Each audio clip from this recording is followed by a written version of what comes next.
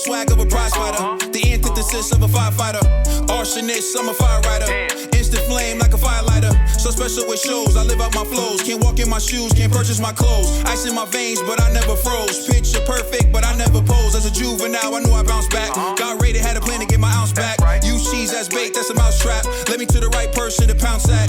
They selling dreams, I'm pulling receipts. Full force, we can't be beat. Got a dirty mouth, but the flow so neat. Keep your 2 cents, talk is cheap. The next topic we're going to discuss on Boxing Bros is Ryan Garcia tweets it's over for Tank on April 15th. So there's a lot going on there. We're going to take a look at Ryan Garcia's Twitter page, and then we'll dive in with some discussion.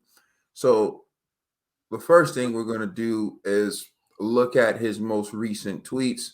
And as you can see, we'll start from the bottom. He said, Gervonta is looking for that straight left over Hector's lead hand. If he gets lazy, that will be trouble for him. Then Jake Paul, he retweeted Jake Paul, who said Ryan Garcia will knock Gervonta Davis out. He also tweets, goodbye, Tank. Is over for you. I'm sure he meant it's over for you. And then he wrote and he tweeted, no more talking. Let's get it on April 15th. So that's Ryan Garcia. And that's what he had to say about Gervonta Tank Davis. I'm going to turn it over to you, Trill Dollar Bill. What's your reaction to Ryan's tweets, and what's your reaction to that fight being made, if that is actually the next fight? Ryan's being Ryan. I don't see nothing into those tweets, you know. He's just doing what he always does. Twitter finger Ryan. As far as I like little Ryan. I do. I really do. I like him. I just have a hard time believing that he's going to show up to the venue on April 15th. I just don't see it happening. You know, if he does, it'll be a shock to me.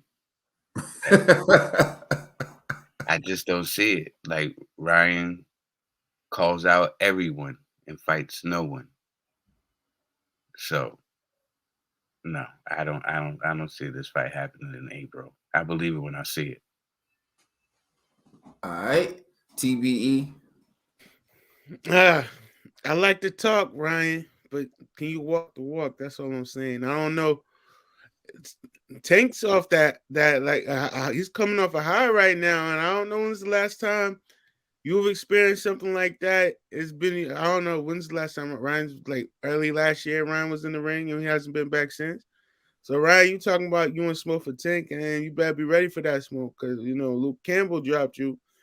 And I know definitely when the Tank shots catch you, it might take you out. So be careful what you wish for, Ryan. But I wish you the best.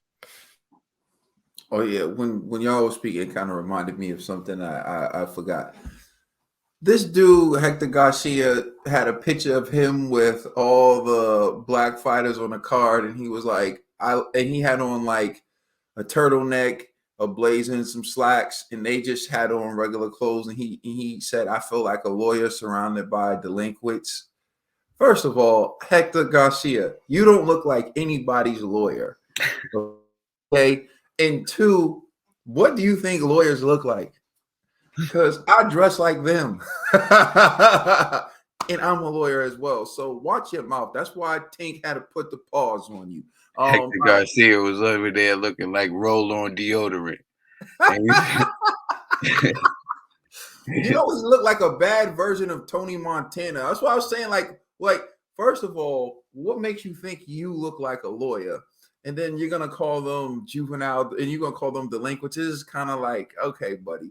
That's why you were in that corner, like, I can't see. I can't see. Yeah. Juvenile, knock your vision out, knock your eye socket out. But getting to this fight, what do I think of it? I think it's going to follow the Tank formula. I think it's going to get a lot of hype, like Rolly Romero did for Tank. It's going to get a lot of hype. But when all is said and done, I think Ryan's going to get knocked out. I know Ryan has his fan base, and they pull for Ryan, but He's not fighting Luke Campbell. This isn't Luke Campbell that's going to be in the ring with him. And remember all the time he had to take off after Luke dropped him. This isn't to go. This isn't Javier Fortuna. This is the little dude. Y'all laughing because you see him doing stuff or whatever. But dudes, Tank makes these guys quit. Look at how Barrios went down. Look at how Leo Santa Cruz went down. And Leo Santa Cruz got a lot of heart. Look at how Leo went down. Look at how Hector Garcia was calling everybody delinquents before the fight, but then he sat in that corner like an obedient child. When it was time to answer the bell, I can't see. And everyone says, oh, well, he says he can't see. I don't want to hear that. I'm gonna tell you a story.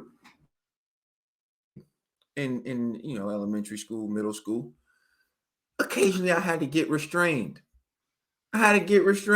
They would have like 3 or 4 people in there and they're restraining me.